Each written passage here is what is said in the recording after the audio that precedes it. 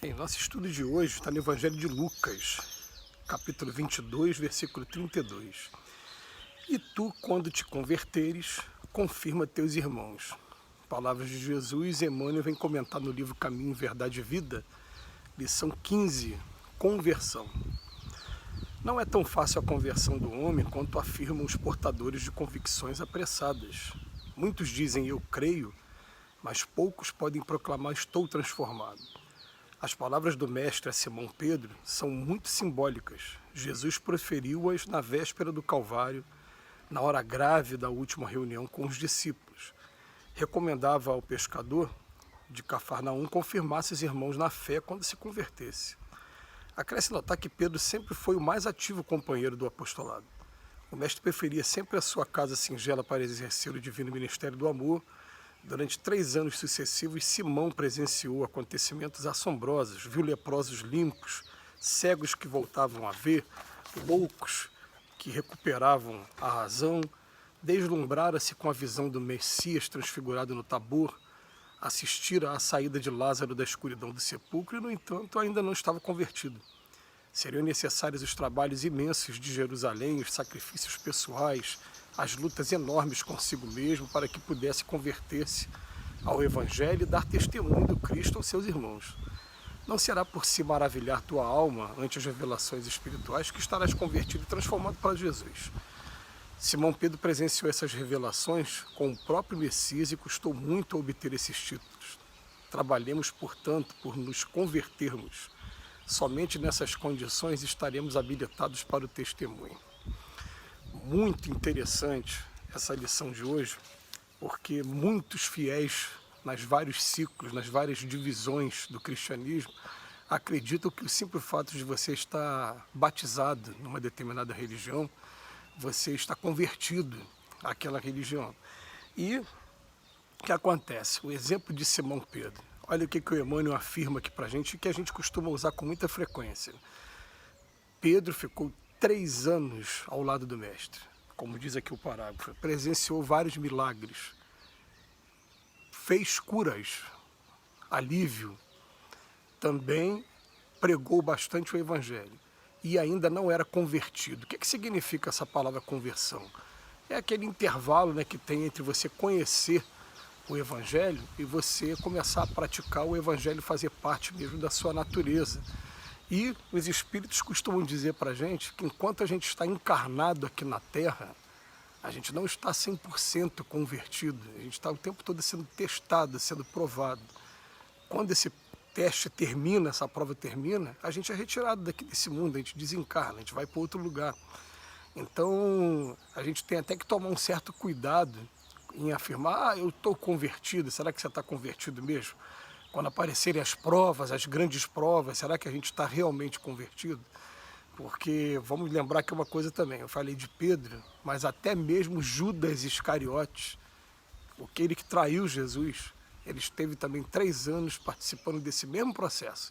Pregou a boa nova, curou, né? E eles até, alguns momentos do Evangelho, se assustavam, falavam, peraí, mestre, por que essa categoria de demônios, de espíritos ainda imperfeitos, a gente não consegue expulsar? E Jesus fala que para determinada categoria se precisa de jejum e oração. Quer dizer, você precisa ser uma pessoa transformada, não é uma coisa assim que você vai acontecer simplesmente porque você está começando a desenvolver a sua fé agora. Quando ele fala que Pedro não estava ainda convertido durante esses 3 anos, é fácil a gente observar, principalmente no comportamento de Pedro quando Jesus foi preso. Que Pedro ele puxa uma espada e corta a orelha do soldado romano que prendeu Jesus. E Jesus naquele momento ele adverte severamente Pedro. Ele pega a orelha do soldado, coloca no lugar, sutura, aquele processo que a gente, de um conhecimento de medicina que a gente não tem aqui ainda na Terra. A gente, de uma forma alguma, duvida da narrativa dos evangelistas, a gente vê processos de cura também. Quem trabalha na medicina, processos que a gente não sabe simplesmente explicar como é que acontecem. De repente só dizem que melhorou mesmo, né, que teve uma interferência ali que foi extra-humana, mas Jesus suturou aquela orelha e falou para Pedro, embainha a tua espada, porque aquele que fere pela espada também perecerá. Você vê que Pedro negou Jesus por 3 vezes e depois do martírio do Cristo, quando ele se apresenta de novo para os discípulos em espírito, a primeira coisa que ele faz é dar oportunidade para o Pedro de se redimir e pergunta também 3 vezes antes do galo cantar se Pedro, tu me amas? Eu te amo.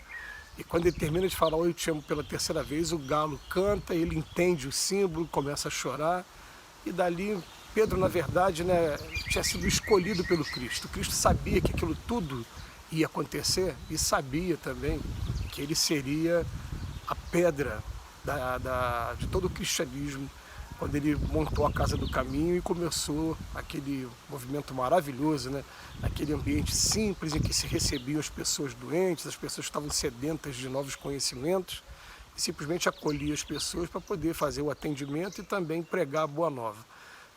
O nome dele era Simão, se transformou em Pedro porque Pedro vem de pedra, né?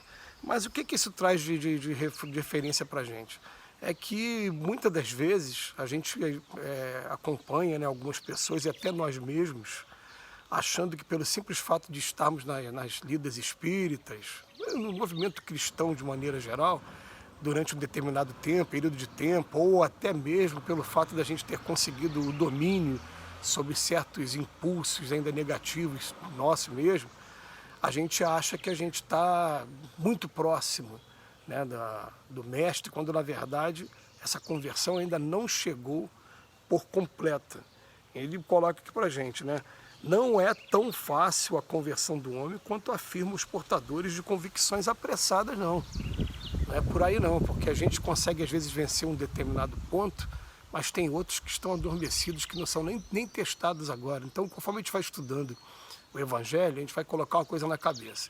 Estamos encarnados, a gente ainda não é totalmente convertido, porque o dia que a gente for convertido, a gente não vai estar mais aqui nesse mundo, a gente vai estar em outro. Ou então, quando a gente vier para esse mundo, a gente vai vir em missão, a gente vai vir aqui para ajudar as pessoas, e não nessas condições ainda de aprendizes, necessitados ainda de estudos diários e de testes o tempo todo, testes que nos botam mesmo a ferro e fogo, e que quando termina os testes, a maioria dos testes a gente fica, meu Deus, como é difícil, né, a gente colocar na prática o que a gente estudou, como é grande ainda a distância do eu sei para o eu faço, mas a gente se coloca na posição, por isso que eu sou o aprendiz.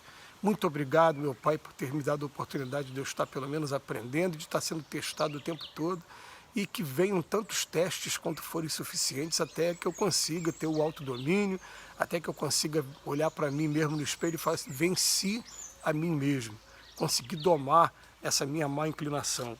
Então o que acontece? Ele chama aqui a nossa atenção, seriam necessários trabalhos imensos de Jerusalém, os sacrifícios pessoais, as lutas enormes consigo mesmo, para que pudesse converter-se ao Evangelho e dar testemunho ao Cristo e aos seus irmãos. Vamos pensar então que Paulo de Tarso, ele não se converteu quando estava na estrada de Damasco, não.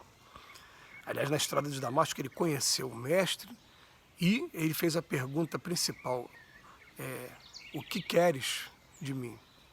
Né? Então o que acontece? Paulo de Tarso ele se converte, na verdade, quando ele, depois dele ficar 3 anos retirado, ainda desses 3 anos ainda não houve conversão não, estava tendo só a reflexão ainda.